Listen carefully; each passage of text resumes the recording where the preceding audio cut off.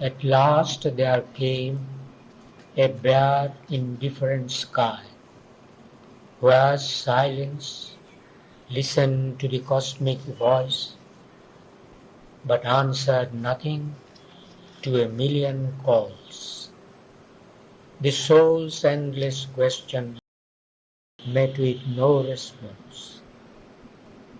An abrupt conclusion ended eager hopes, a deep cessation in a mighty calm, a finish line on the last page of thought, and a margin and a blank of wordless peace. There paused the climbing hierarchy of words. He stood on a wide arc of summit space, alone with an enormous self of mind, which held all life in a corner of its vast. Omnipotent, immobile and aloof, in the world which sprang from it, it took no part, it gave no heed to the paeans of victory, it was indifferent to its own defeats, it heard the cry of grief and made no sign, impartial fell its gaze on evil and good, it saw destruction come and did not move. An equal cause of things, a lonely seer, and master of this multitude of forms, it acted not, but bore all thoughts and deeds. The witness Lord of nature's myriad acts, consenting to the movements of her force. His mind reflected this vast quietude. This witness hush is the thinker's secret base. Hidden in silent depths, the word is formed. From hidden silences, the act is born into the voiceful mind, the laboring word. In secrecy wraps the seed, the eternal sows silence, the mystic birthplace of the soul. In God's supreme, withdrawn and timeless hush, a seeing self and potent energy met. The silence knew itself and thought took form. Self-made from the dual power, creation rose. In the still self he lived, and it in him. Its mute, immemorable, listening depths, its vastness and its stillness were his own. One being with it, he grew wide, powerful, free.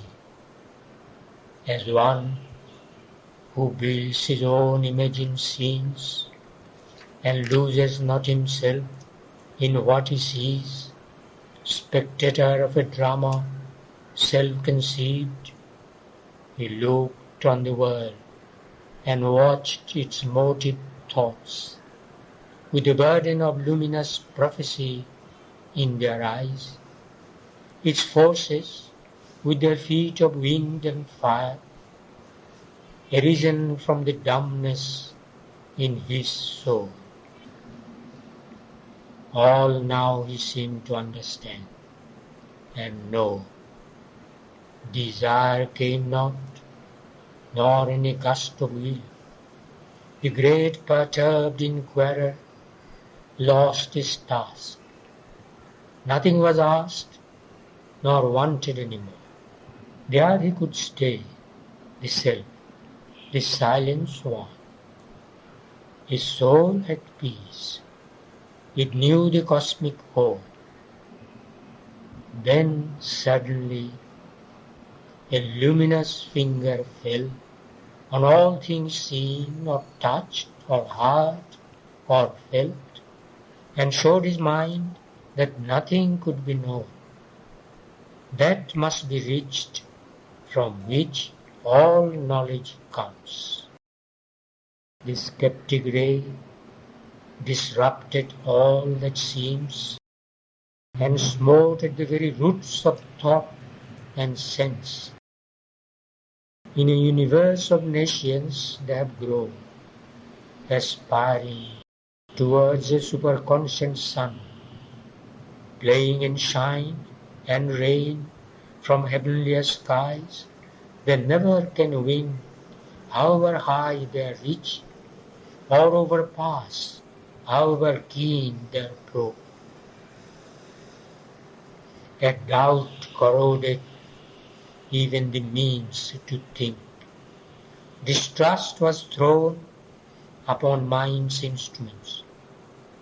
All that it takes for reality's shining coin, proved fact, fixed inference, deduction clear, firm theory, assured significance, appeared as frauds upon time's credit bank, or assets valueless in truth's treasury.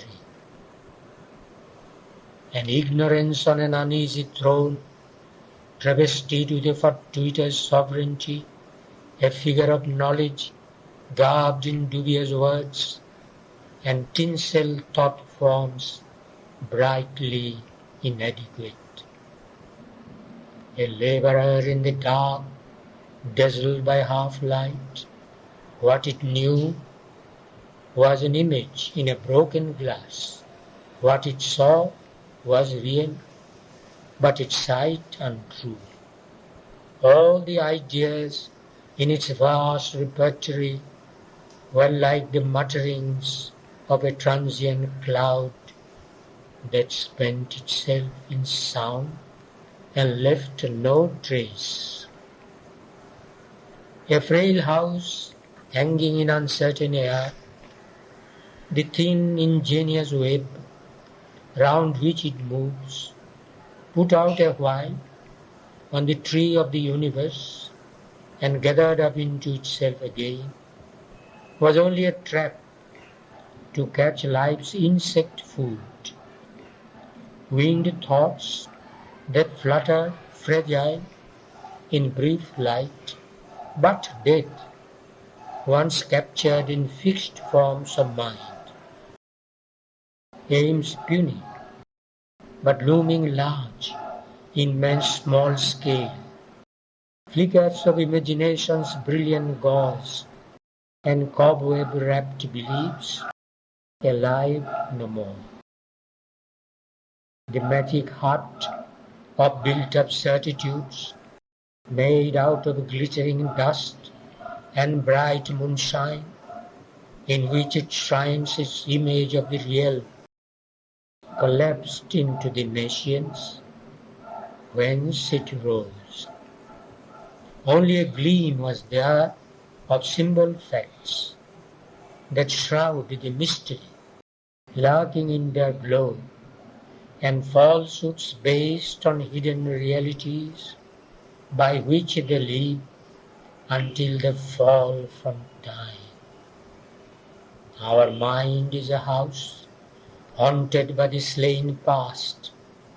Ideas soon mummify, ghosts of old truths, God's spontaneities, tied with former strings and packed into drawers of reason's trim bureau, a grave of great lost opportunities, or an office for misuse of soul and life, and all the waste man makes of heaven's gifts, and all his squanderings of nature's store, a stage for the comedy of ignorance. The world seemed a long ionic failure scene. All sterile grew. No base was left secure. assailed by the edge of the convicting beam, the builder reason lost her confidence in the successful sleight and turn of thought that makes the soul the prisoner of a phrase. Its highest wisdom was a brilliant guess, its mighty structured science of the worlds a passing light on being's surfaces. There was nothing there but a scheme drawn by sense, a substitute for eternal mysteries, a scrawled figure of reality, a plan and elevation by the architect word imposed upon the semblances of time. Existence itself was shadowed by a doubt. Almost it seemed a lotus leaf afloat on a nude pool of cosmic nothingness. This great spectator and creator mind was only some half-seen delegate, a veil that hung between the soul and light, an idol, not the living body of God. Even the still spirit that looks upon its works was some pale front of the unknowable.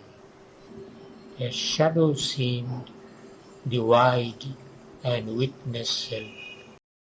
Its liberation, an immobile calm, a void recoil of being from time-made things, not the self-vision of eternity.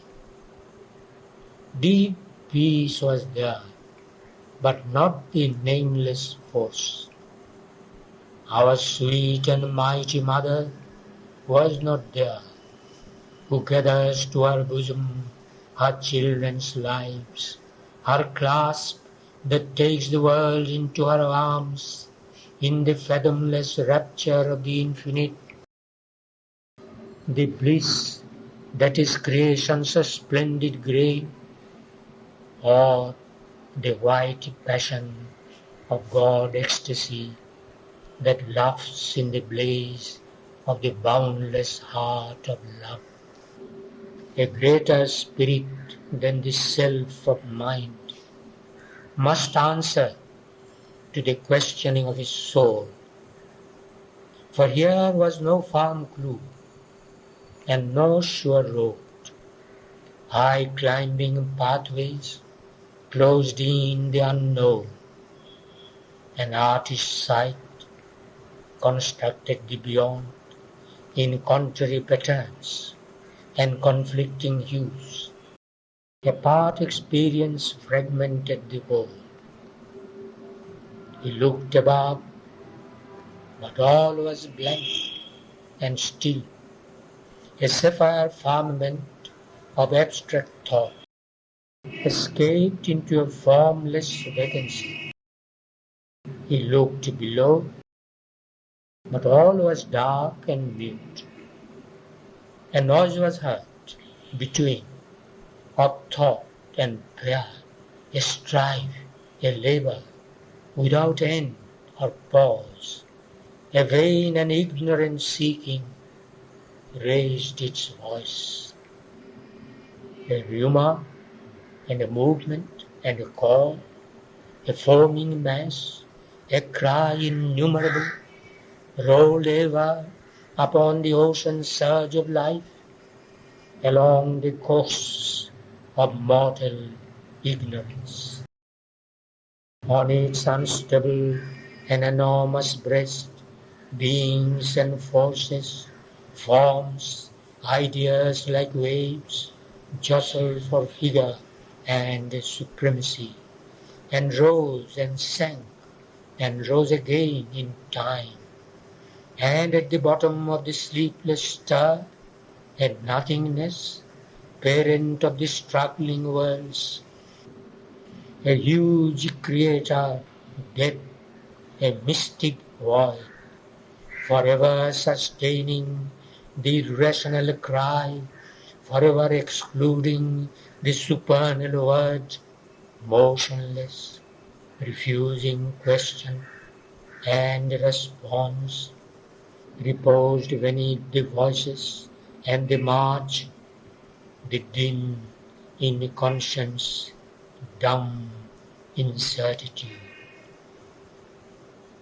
Two firmaments of darkness and of light oppose their limits to the Spirit's war. It moved, veiled in from self's infinity in a world of beings and momentary events where all must die to live and live to die.